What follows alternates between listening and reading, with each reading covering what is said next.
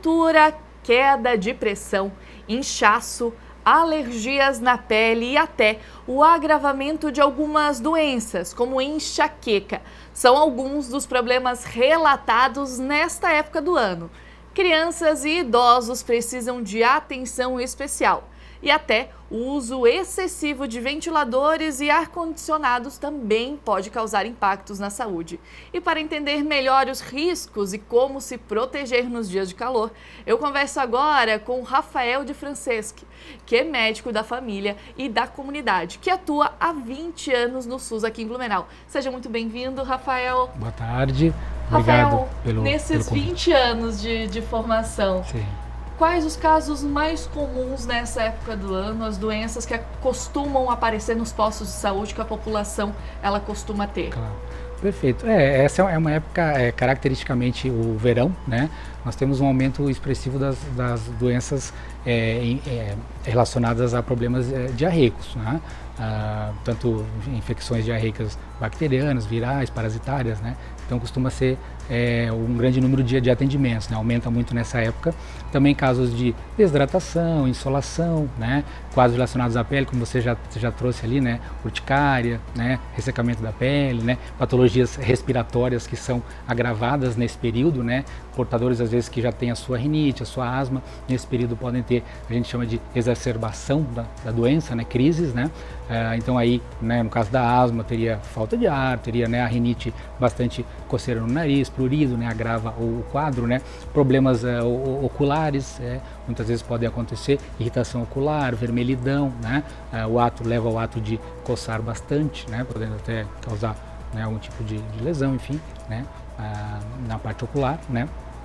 Em relação à parte de hipotensão, né, as famosas quedas de pressão, né, nós temos uma frequência maior nesse período, né, por conta de o calor excessivo, né, o corpo utiliza o mecanismo de resfriamento, um dos mais comuns é a sudorese, né, então nós pegamos dias como agora em Blumenau, né, acima de 35 graus, né, umidade também alta, né, então é muito propício para ter a desidratação, para ter cãibra, né, uma outra coisa importante, né, aí o alerta fica para realizar atividades físicas, né, quando tem essa característica, bastante úmido o clima, bastante quente, né, principalmente nesse horário em que o sol está muito forte, das 9 às 17, né, há uma chance maior de você desidratar, de você ter cãibras, né, pode ocasionar dores musculares, mais nas extremidades, né, principalmente, então é bem, vamos assim, muito chato, né, porque a pessoa acaba tendo sintomas e realmente são em decorrência do calor,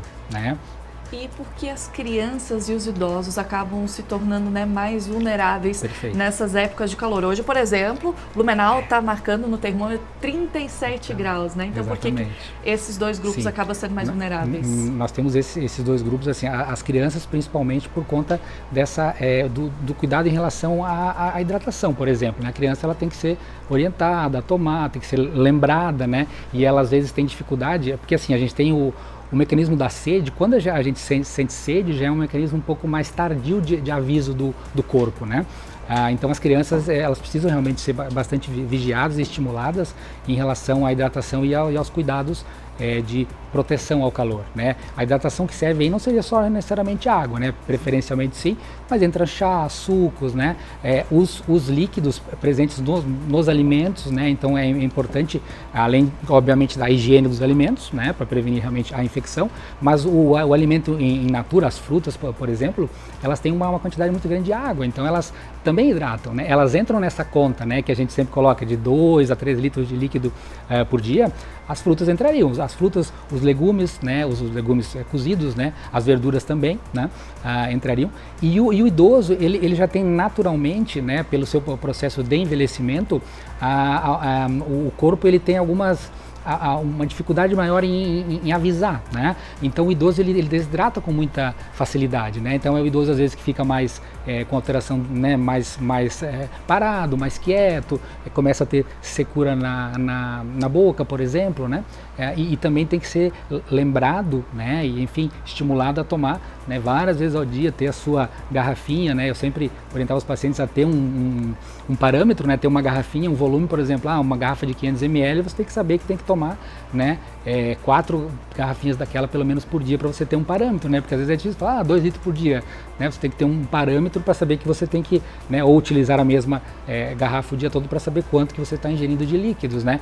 Hoje nós temos, né, hoje está muito em moda, né, a água saborizada, por exemplo, eu acho que ajuda muito, você pode colocar rodela de limão, de laranja, né, que dá uma incrementada, né, na água em si, para que seja mais fácil, né, e mais o paladar também mais agradável para que você possa ingerir com frequência, né?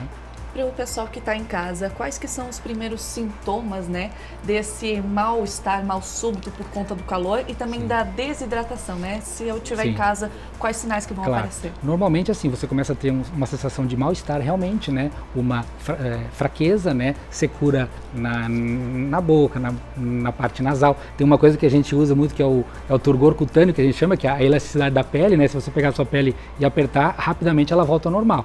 Na desidratação, ela se mantém enrugada mais tempo, né? É um sinal importante. Pode dar até náuseas, vômitos, né? Nos casos de insolação, por exemplo, você pode apresentar inclusive febre, né? Então, são alguns sinais importantes. E hoje nós temos, assim, né? O nosso município tem as unidades de saúde, né? Onde as pessoas podem procurar um profissional de saúde, e nós temos em Blumenau também a Alô Saúde Blumenau, né, que funciona 24 horas, onde a pessoa às vezes pode até, né, ligar e, né, explicar os seus sintomas, o seu quadro, né, para que possa ser orientado, né. Em relação aos idosos é importante, né, porque o idoso normalmente precisa, né, ou tem um cuidador, ou alguém que, né, que pode ajudá-lo, né, principalmente a lembrar, né, do uso realmente, né, da hidratação, oferecer os alimentos, né, com frequência, porque você não deve realmente ficar muitas horas sem se alimentar, né?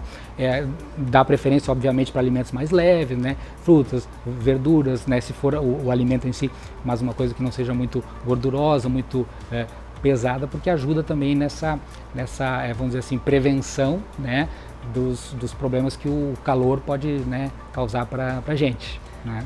Então, doutor Rafael, não tem segredo, né? Então, nesses dias de calor, é muita hidratação, ainda cuidado com a alimentação. Sim. E o líquido, como eu falei, assim, na verdade a água, né, é o ideal, mas você pode incrementar com chá, sucos, né, dar uma própria água, você pode tentar melhorar um pouco, né, para deixar ela um pouco mais agradável e não ficar, né, só realmente na água, mas a hidratação continua sendo a maior prevenção aí que a gente tem, e pouco, várias vezes ao dia, né? Ao final do dia vai ter um volume grande. Muito obrigada pela participação. Esse foi o Dr. Rafael, ele que é médico, né? Então trouxe orientações importantes para a saúde nesses dias de calor. Obrigada. Eu que agradeço.